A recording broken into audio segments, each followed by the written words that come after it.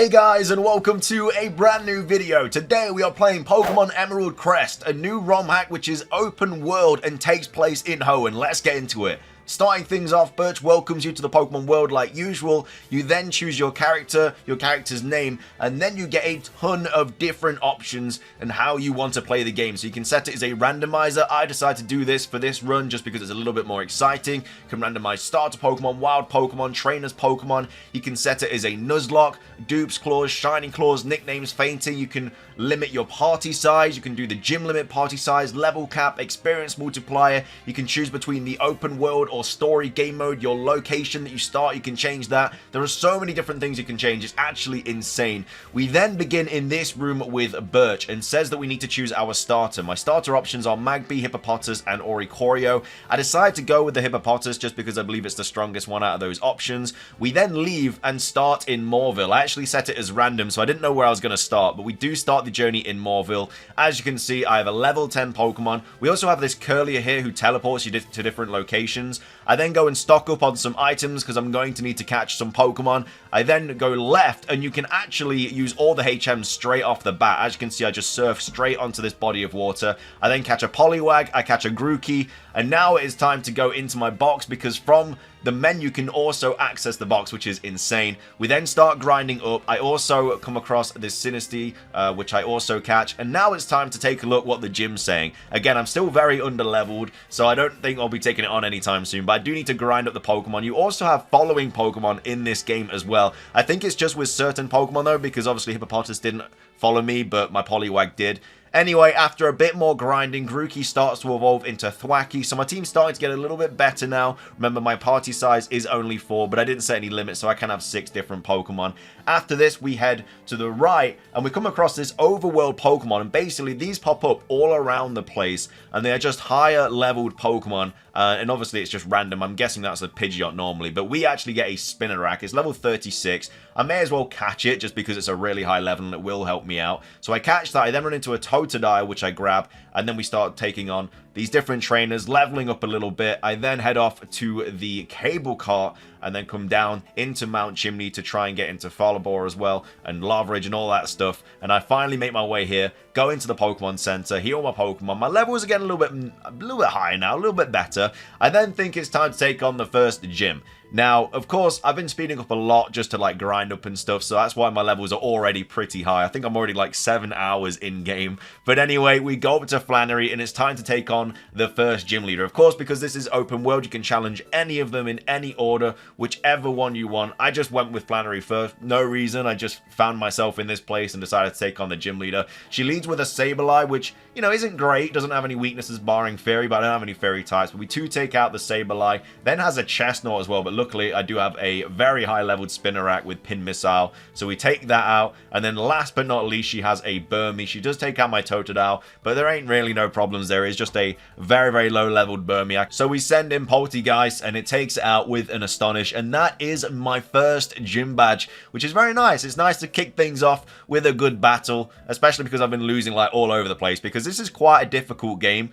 The cool thing is, though, it actually scales up to your team's level as well, like your average level. So maybe putting Spinarak in at the start wasn't great because it meant that all the opposing Pokemon were quite high leveled. But anyway, we do get the Heat Badge off Flannery. I don't know how, like, ignoring you works in this game in terms of like badges and stuff, because it does actually happen to me later on. I don't have a certain gym badge and my Pokemon don't obey me, but anyway, that's a bridge we'll cross later on. You then get the option to save the game, so you actually can only save the game once you beat a gym leader, unless you do like save states and stuff, because it is just a ROM hack. But yeah, if you're playing it all like fully legit, you can only save it once you beat a gym. Anyway, next up it's back to Moorville because Watson has something that I want, and whilst we do take on the trainers before the gym, we do get Totodile evolving into Croconaw, which is of course also very, very nice. I do actually have 2 water types in my team right now, a Poliwag and a Croconaw. But that's fine, you know, hopefully Watson just has a bunch of fire and ground and rock type Pokemon. We do take him on though, Croconaw following me in the back. Again, I don't know how many Pokemon have following sprites in this game. There's quite a few though, which is really, really cool. Anyway, Watson comes in. A little bit scared because I did challenge him a few times before and I did lose, but he does have this Galarian Farfetch. It's level 20, which, you know, isn't great. We do take it out, sends out a Vullaby, which of course, as you can see, is pretty high leveled, level 20, then also has a Gabite as well. We do take it out with a pin missile though, and we do win the battle. Watson has been bested. He is going to give me the gym badge, and that is my second gym badge, the Dynamo badge and the Heat badge. I've got 2 out of 8, again doing it in the most random order right now. I've done Flannery and now I've done Watson. That's not usually how you take on the different gym leaders, but again, because you get all the different HMs straight off the bat, you can literally go into any direction you want, so that's the best thing about this game. Next up, we start heading to the right once again, and I come across an Aegislash, and I just think to myself, this is a pretty good Pokemon, Steel Ghost. I catch this bad boy, obviously it's going straight into my team. I love the fact that you can access the box anywhere, so I get Aegislash, pop him into my team. I get rid of the Poltegeist just simply because I don't need 2 Ghost types, and also Poltegeist didn't really have any good attacking moves, which was a bit unfortunate. We then head to the right. I'm on my way to Fortree now, but I actually come across another overworld Pokemon, and it's this Amora. I do catch it. It's level 36, and it's got to go straight into my team. It did destroy a lot of my Pokemon, which wasn't great, as you can see from all the deaths, but I do bring Amora into my team. It's actually holding the Kangaskhanite. This game has Z-moves, Mega Evolutions, the whole 9 yards. We finally make our way into Fortree though. Heal up. You basically can't teleport into the other locations until you've been there, so that's why you can't just go all over the place straight off the bat. You actually have to unlock all the different, like, towns and cities and whatever. Anyway, next up, it's time for another gym battle. Winona also has a gym badge that I do want, but of course I do need to battle some Pokemon. I need to grab that XP because we are falling behind. I've got 2 pretty high leveled Pokemon in the overworlds that I caught, which is Spinarak and Amora, but I still need to grab some levels on everyone else. Anyway, it's time to take on Winona. I've always been a little bit worried about this gym leader because she always had that Altaria. It was always a bit annoying, but this time she don't got it, so hopefully she doesn't have anything too powerful. She leads off with a Sunflora, which isn't the worst thing in the world. I don't necessarily have anything for it, but then she also has this Magmortar and just destroys me. It literally like just sweeps me completely, so we do unfortunately lose to Winona, and again, I've always been scared of her, and this is why. We take on these trainers though, and I come across a Rotom Wash, which I think is going to be a very nice electric type Pokemon to add to my team. I do already have a water type in Croconaw, but I would really like a Rotom Wash. It's a very good Pokemon. Then back to Winona after grinding up for a little bit, and this time I'm feeling a little bit more confident now. I've got my Rotom Wash and everything. So I lead with Aegislash, get some Fury Cutters off, take out the Sunflora, take out the Magmortar. She has a Viviana, take that out, and then she also has an Inkay. No problem at all. Can just speed through this gym battle, knock all the Pokemon out, and we get our 3rd gym badge. We now have the Feather badge, the Dynamo badge, and the Heat badge, and it is time to move on, use the teleport service from Curlier, and teleport all the way back to Morville because there's some more locations that I need to go to. We head to the left and get to Verdanturf. I need to heal up though because my Pokemon are also dying again. I then make it to Rustboro City going more left, and we unlock this town. I'm literally just unlocking all the towns at the moment. It's just nice to have them more. We then go to Petalburg. Scott welcomes me to Petalburg even though I'm on the wrong side that I should be. We then get Oldale Town. I then go all the way back down and get the first village, which is Little Root Town. And now we've got pretty much every location. I actually come across a Fennekin as well, which I was very happy about because I needed a fire type. It would not stay in the Pokeball though. Like, I know it's only level 17 and it's half health, but Ultra Balls I thought would have caught it by now, but I had to toss about 12 of those bad boys. We then level it up and start evolving our Fennekin into a Brexian, just simply because I need a fire type, I need a psychic type. This is a really nice Pokemon to have. My team is all over the place right now. It just makes no sense, but this game doesn't. I'm literally taking on gym leaders that I shouldn't be able to. We then head to Dewford by going to the good old, big old friend, Mr. Brinley, and he takes us all the way to Dewford after chasing his Wingull for another 20 minutes there. Sped up so he'd get his daily steps in. We take the boat though, and we make our way to Dewford. And again, this is a pretty decent location. I like going to all the different locations, seeing which Pokemon pop up. As you can see, I've got 3 gym badges now. I feel like it's time for a 4th, so it's time to take on Brawly. So I do go into the Dewford gym. Unfortunately, lights are out. I do have to take out all the trainers just so I know where I'm going. Take them all out though, and it's time to battle Brawly. Now again, the levels are still increasing. They will increase depending on the levels of your team, so it's not like Brawly is going to be a weak trainer or anything like that. He does start off with a Chingling, which is level 32, which isn't great. Luckily, I do have the type advantage here and take it out with my Aegislash. He then sends in an Electivire, though, which I don't really have anything for. As you can see, my team's not best suited for an Electivire. He does have a fighting type attack, though, and takes out Amora. I do bring in Thwacky, though. They do heal as well, by the way. You can choose whether the trainers can heal or not. I decided to make it so they could heal just for a bit of a challenge. I wish I didn't because it's actually very, very difficult. But anyway, I take out the Amaldo. He then brings in Hariyama, takes out my Braxian, but of course I do have Rotom. Take out the Hariyama, and now I've gotten my 4th gym badge. We're halfway there. on to becoming a Pokemon Master. The lights have all lit up the gym now, love that. And then after that, we decide to just grind up a ton. I evolve a few Pokemon. I've got a Rillaboom now, I've got a Feraligatr now, a Mora's 37. I just needed to grind up a bit because my levels were a little bit all over the place. I also make my way to Lily Cove too and decide to battle May because she is in the way of the department store. And I do believe there are some nice TMs and just items to have in here. She leads with a Pidgeot. I can take this out again. I do have a Rotom, so it's no problem at all for the Pidgeot. So I do take all of her Pokemon out. She's, again, a pretty decent team to be fair. And I wasn't very happy about taking all these Pokemon out because they did nearly destroy me. But we then make our way to Moss Deep City. Again, just unlocking all the locations. I think I just need Sootopolis and then Pacifidologa Town or whatever you call it. I think I just need those two locations. And then, of course, Evergrande City. But either way, it's time for the Moss Deep Gym. Of course, this is Double Battle Central. So I can grab some nice XP here by having two Pokemon out at once. I can evolve my Braixen into a Delphox, which of course a very welcomed surprise because now I have all of my Pokemon fully evolved. They're all powerhouses. I've got starters from each generation. I've got to start from Gen 8, from Gen 6, from Gen 2. Like, it makes no sense. Also trying to learn Mystical Fire, which I'm very happy about. Anyway, we solve the puzzle and we make our way to the gym leader. Or gym leaders, should I say, Tate and Liza. And again, this is a double battle, so it could always be a little bit scary. I remember these being quite difficult in Emerald with the Claydolls and the Solroks and the Lunatones, and I think they had a Xatu as well. But this time, they were actually kind of easy. They lead with a Goldeen and a Flabébé. Levels are shot up to 37 and 38, hence why I needed to grind up so much. But yeah, they all had low-stage Pokemon, so it wasn't really difficult at all. So we do take out these two gym leaders, and we do get the Mind Badge, and I believe that is our 5th gym badge now, so 3 left to go. I need Rustbro's gym, I need Petalburg's gym, and I also need Sootopolis' gym as well. So 3 random ordered gyms there. But either way, we do get the Calm Mind TM from these leaders. And as you can see, 27 hours game time. Most of that is due to grinding, though. I have not actually played this for 27 hours. But after that, I check my trainer card. I'm like, yep, gym 1, 5, and 8 are needed to complete the game. We'll get to the Elite Four. I've got a bit of bank as well, 46 grand. Don't mind if I do.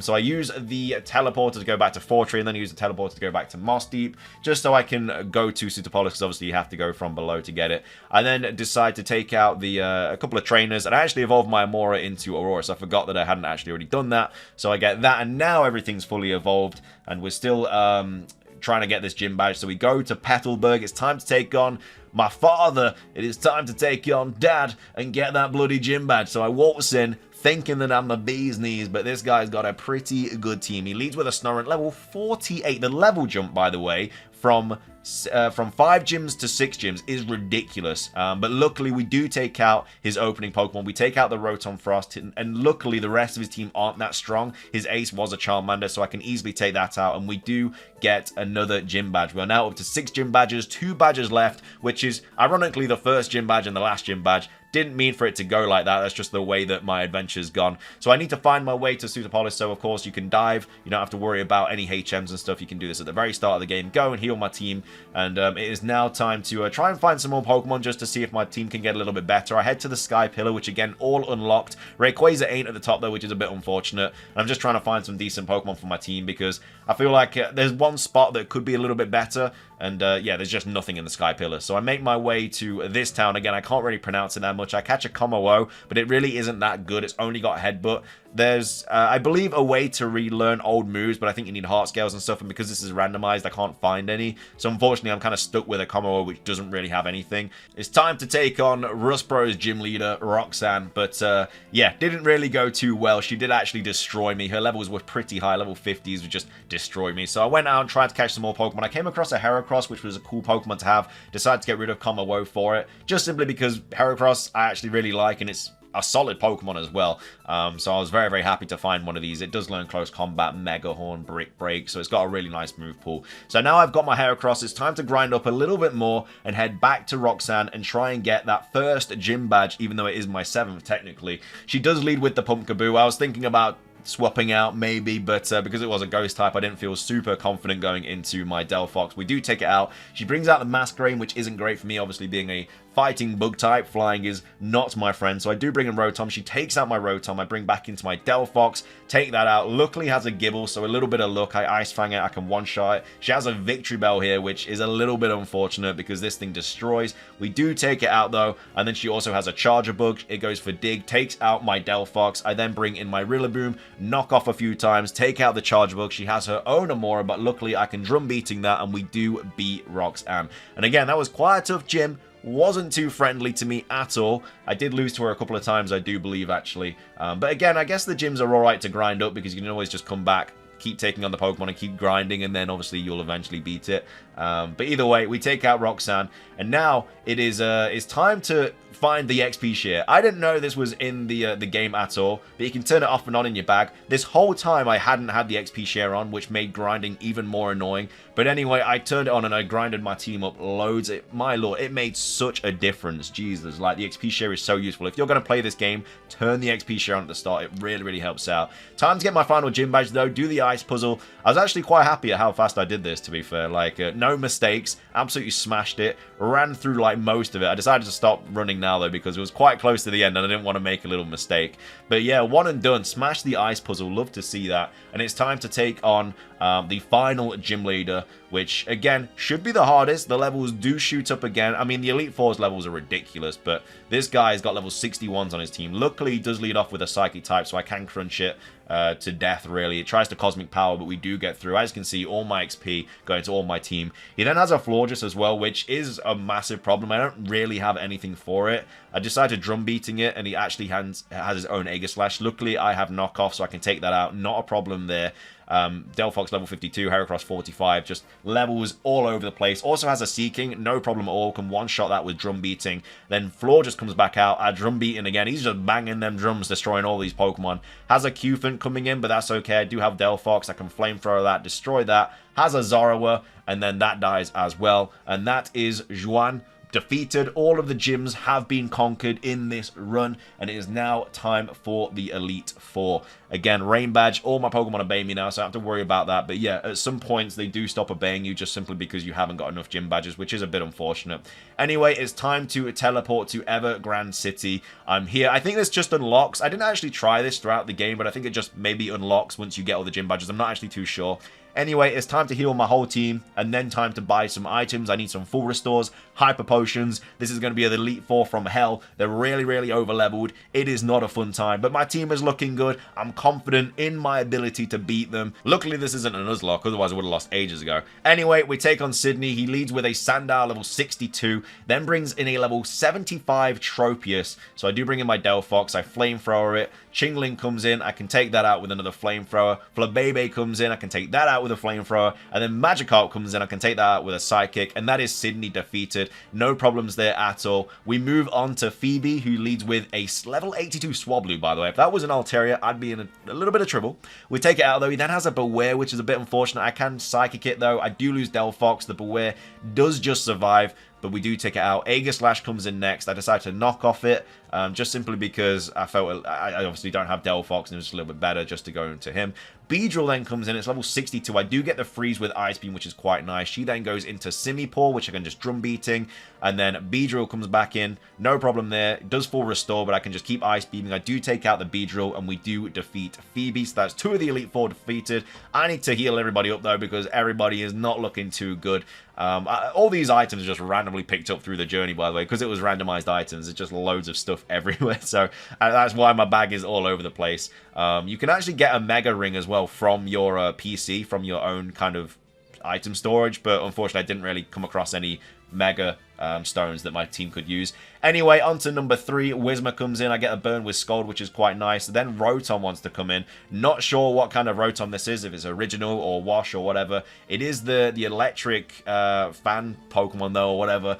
Pidgeotto comes in next, though. I am absolutely fine with that. I can just discharge it, one-shot that. Munchlax then comes in. Again, no problems at all. I can just break the Munchlax. No situation that I can't get through in that. And then Growlithe comes in. I'm wondering what Growlithe is as well. And I just play it safe and go into my Feraligatr. It's actually the Hisuian form. And we do beat Glacier. I don't know how to pronounce her name. But that is the third member defeated. Next up, it is time to heal. And then it's also Drake next, which again is supposed to be the strongest of the Elite Four before Steven. So we'll have to see how that battle goes. But I do need to heal everybody up. Just a full heal on my Rillaboom. Everybody's okay. The PP is still fine. Don't need to use any Leper Berries or anything like that. And it is time to take on Drake. So Drake leads with a Kabutops. I take it out with the Rillaboom. No problems there at all. Sneasel then comes in. I decide to go into my Heracross just simply because it's ×4 effective. So we one-shot the Sneasel. No problems there. Some Flora comes in. No problem, I can just go into Delphox. It is level 83. Like I say, these levels just all over the place. Like, some of their teams like level 60, and then some of them are just level 80. It makes no sense.